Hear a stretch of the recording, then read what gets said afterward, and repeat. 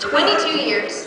Before I came out here, she told me that I was only allowed 10 seconds on the microphone because 22 years means a lot of stories. And she actually threatened to pull the plug. So luckily, I'm good friends with Bob Poor, the DJ, and I have paid them $20 to let me speak as long as I want. Should make for lots of embarrassment for Tara.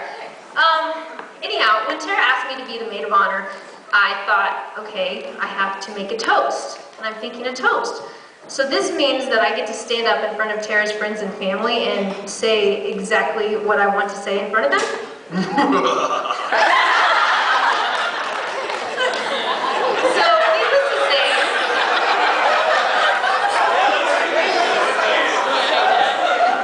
Needless to say, I've been using this toast as a threat for the past 11 months. 11 long months, I might add. You know, just things like, better watch out, Tara. I'll share that story with your family in the toast. Or, remember Halloween, Cody? You keep that up and it's going in the toast. Or, after 6 glasses of wine, I'm not going to care what I say in the toast. So that's been kind of fun. I've enjoyed, you know, doing that. But honestly, I can't actually believe this is your wedding day. When we were children, we would dress up as brides, and she's standing before me in a wedding dress, and you're so beautiful. Doesn't she look beautiful, folks? Let's give her a round of applause.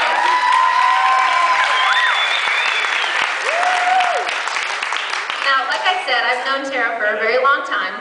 We met at South Valley Baptist Church in the nursery when Tara was 3 and I was 4.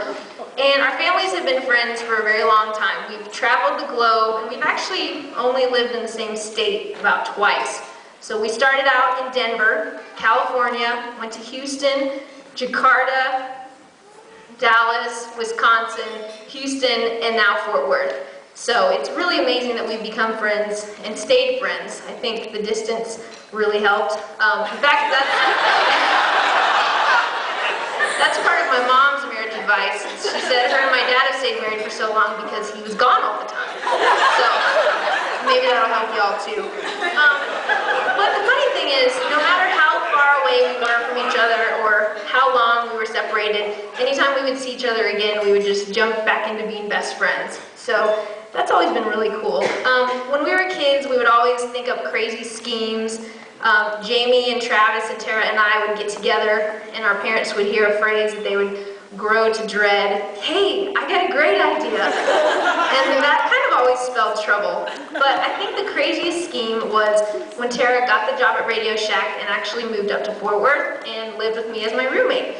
Enter Cody Bryant to the scene.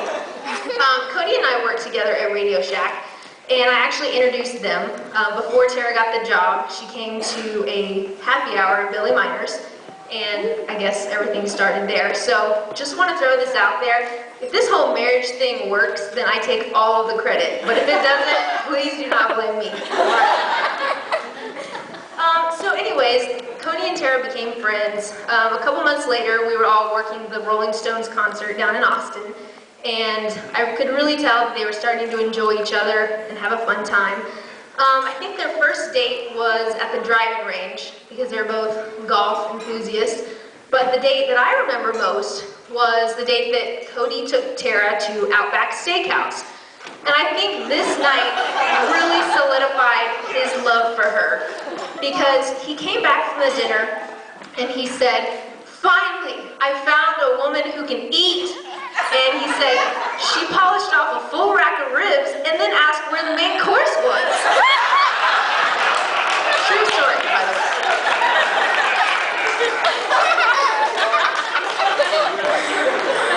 So, all kidding aside, I've really gotten to know Cody and Tara a little bit better the past 2 years. I admire your faith and dedication to each other and also your respect of each other. I love that Cody makes you laugh. He makes me laugh as well. I have to admit I was a little hard on Cody at the beginning of the relationship. I mean, you think Martin is intimidating. You have no idea what I've put Cody through the past 2 years. So congrats for actually sticking around. I really appreciate that. Anyhow, I just wanted to thank you both for sharing many fun memories with all of us and giving us a good example of people to look up to and something to aspire to in the future.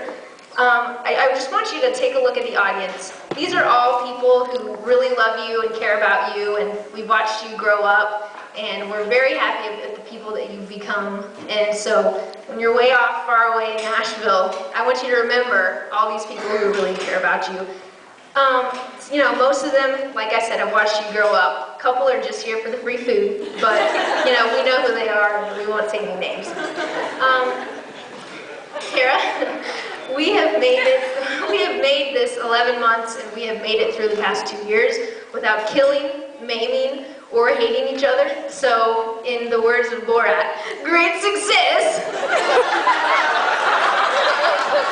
Now, let us raise our glasses and toast to the happiness of Cody and Tara. We wish you all the best, and we love you dearly.